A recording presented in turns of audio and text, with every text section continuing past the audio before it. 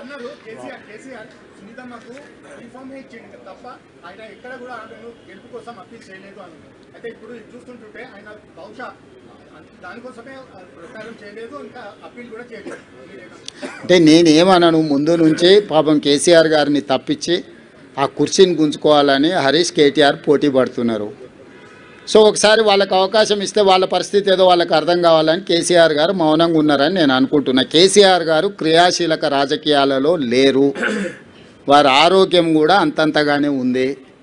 క్రియాశీలక రాజకీయాలలో లేకుండా ఆరోగ్యం అంతంతగా ఉన్న ఒక నాయకుడిని విమర్శించడం భావ్యం కాదని నేను భావిస్తున్నా. కేసీఆర్ గారు క్రియాశీలక రాజకీయాలకు వచ్చినప్పుడు తప్పకుండా వారి పట్ల నేను స్పందిస్తాను. నా సూచన ఒక్కటే మీకు, ఇక డెవలప్మెంట్ మీద ఫోకస్ పెడదాము. రాబోయే 2 సంవత్సరాలు ఫోకస్డ్గా మన రాష్ట్రాన్ని అభివృద్ధి చేసుకుందాము, సంక్షేమ పథకాలు అమలు చేద్దాము, రాష్ట్ర ఆదాయాన్ని పెంచుకుందాము, వనరులను సమకూర్చుకుందాము, అభివృద్ధికి సహకరించండి అని ప్రధాన ప్రతిపక్షం హరీష్ కేటీఆర్కి చెప్తున్నా. కేంద్రం నుంచి నిధుల కోసం సహకరించమని కిషన్ రెడ్డి గారికి చెప్తున్నా. మనమందరం కష్టపడతాం, మీరు కూడా ఈ కష్టాన్ని గుర్తించి ప్రజలకు చెప్పండి అని మీకు కూడా విజ్ఞప్తి చేస్తున్నా. అంతే తప్ప ఇంకా రాజకీయ విమర్శలకు తావు లేదు, అవసరం లేదు. రేపు 17th క్యాబినెట్లో అవన్నీ డిస్కషన్ జరుగుతాయి.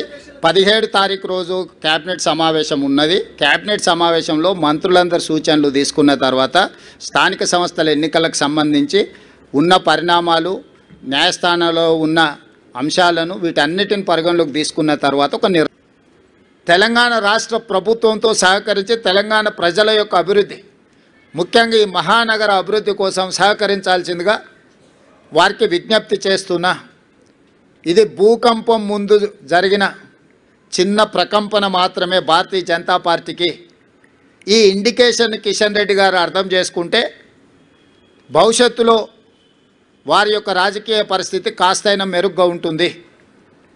కాబట్టి వారు ఈ ఫలితాలను విశ్లేషించుకొని ముందుకు రావాల్సిందిగా, కాంగ్రెస్ పార్టీ ఎన్నికలు వచ్చినప్పుడే రాజకీయాలు మాట్లాడుతుంది, మిగతా సమయంలో రాజకీయాల జోలికి వెళ్ళాం, రాజకీయ విమర్శలు చేయము, సంక్షేమము అభివృద్ధిని 2 కళ్ళలాగా భావించి ముందుకు వెళ్ళాలనుకుంటున్నాం.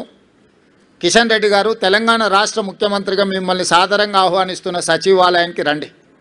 కేంద్రంలో మన పెండింగ్ ఉన్న ప్రాజెక్టుల విషయంలో మనం చర్చించుకుందాం. మేము ఎన్నిసార్లు మీటింగ్ పెట్టినా రాలేదు. నేను మా ఉప ముఖ్యమంత్రి గారికి సూచన చేసి ఢిల్లీలో కూడా పెడితే కిషన్ రెడ్డి గారు రాలేదు. ఇప్పుడు మళ్ళీ డిసెంబర్ 1 నుంచి పార్లమెంట్ సమావేశాలు రాబోతున్నాయి కాబట్టి ఉప ముఖ్యమంత్రి గారికి నేను వేదిక మీద నుంచి సూచన చేస్తున్నా. కేంద్ర ప్రభుత్వం దగ్గర అనుమతుల కోసం ఎదురు చూస్తున్న మన ప్రాజెక్టులు, మనకు ఇవ్వవలసిన నిధుల విషయంలో అందరు పార్లమెంట్ సభ్యులను, లోక్సభ రాజ్యసభ సభ్యులతో పాటు కేంద్రంలో మంత్రులుగా ఆటోమేటిక్గా వాళ్ళు ఉంటారు కాబట్టి వాళ్ళతోనే ఒక సమీక్ష, మన చీఫ్ సెక్రటరీ మన అధికారులతోనే ఒక సమీక్ష పెట్టి ఒక నివేదిక రూపంలో వాళ్ళకి ఇవ్వవలసిందిగా ఉప ముఖ్యమంత్రి బట్టి విక్రమార్క గారికి నేను సూచన చేస్తున్నా.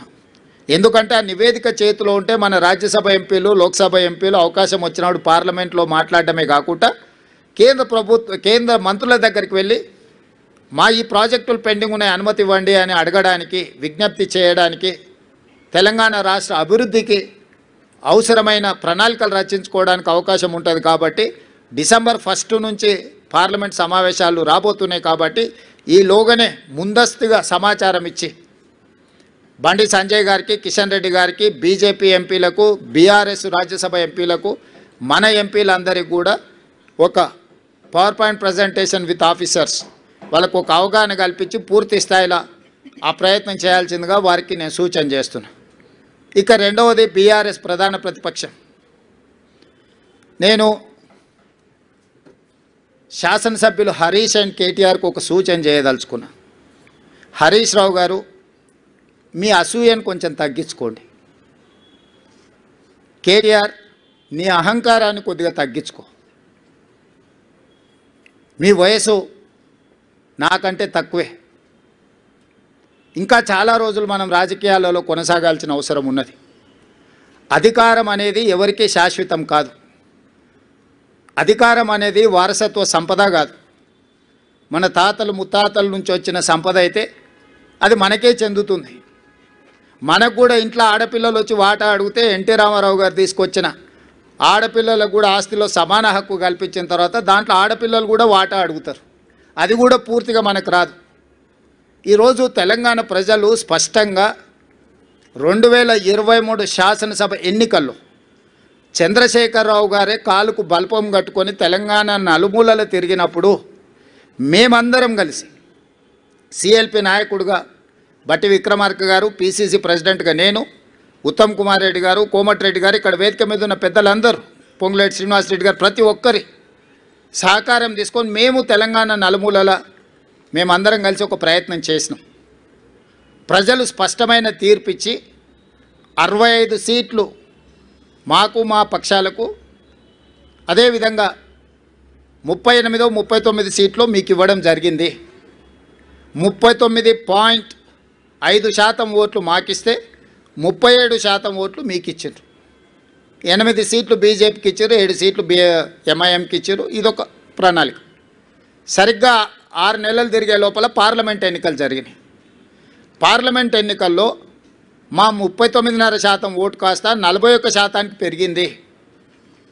8 పార్లమెంట్ సీట్లు మాకు ఇచ్చిండ్రు, 35% ఓట్లతోటి 8 పార్లమెంట్ సీట్లు బీజేపీకి ఇచ్చిండ్రు, 1 సీటు ఎంఐఎంకి ఇచ్చిండ్రు. అంటే అసెంబ్లీ నుంచి పార్లమెంటు ఎన్నికలు వచ్చినప్పుడు మాకు ఆ రోజు 65 అసెంబ్లీ సీట్లలో మెజారిటీ ఇచ్చారు. 8 పార్లమెంట్లు గెలిచినా స్పష్టంగా 65 అసెంబ్లీ సీట్లలో కాంగ్రెస్ పార్టీకి అబ్సల్యూట్ మెజారిటీ వచ్చింది. అంతకుముందు మా సింబల్ మీద గెలిచింది 64, అలయన్స్తో గెలిచింది 1 సీటు. కానీ మా సింబల్ మీదనే 119 అసెంబ్లీలలోనే మెజారిటీ లెక్కేస్తే 65 సీట్లలో అబ్సల్యూట్ మెజారిటీ పార్లమెంట్ ఎన్నికల్లో కాంగ్రెస్ పార్టీకి ఇచ్చిండ్రు. రెండో లిట్మస్ టెస్టు 6 నెలల్లోనే తెలంగాణ రాష్ట్ర స్థాయిలో ఎన్నికలు జరిగి 1.5% ఓట్లు పెరగడమే కాకుండా 1 సీటు కూడా పెరిగింది. ఈరోజు ఈ ఎన్నికల్లో ఈనాడు కాంగ్రెస్ పార్టీకి 51% ఓట్లు పోలైన దాంట్లో 51% ఓట్లు, మోర్ దాన్ 50% ప్రజలు కాంగ్రెస్ పక్షాన నిలబడ్డరు. ఈరోజు బీఆర్ఎస్కు 38%, బీజేపీకి 8% ఇచ్చి బీఆర్ఎస్ బీజేపీ కలిసిన అంతకంటే అధిక శాతం ఓట్లు ఇచ్చి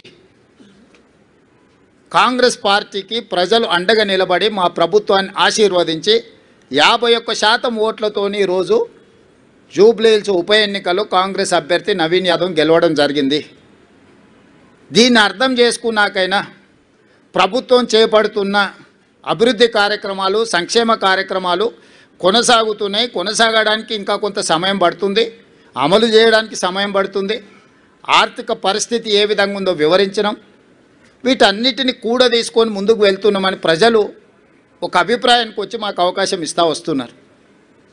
కాబట్టి ఇప్పుడు ప్రతిపక్షము కొంత సంవయనం పాటించాలి. అందుకే నేను హరీష్ రావు గారికి అసూయ తగ్గించుకోమని సూచన చేస్తున్నా. వారు శాసనసభలో ఆ కుర్చీలో కూర్చొని ఇటువైపు చూపులు చూస్తే నిజంగానే ఆ చూపులగిన శక్తి ఉంటే ఇక్కడ పక్కన మొత్తం మాడి మసైపోయి బూడిదైపోయి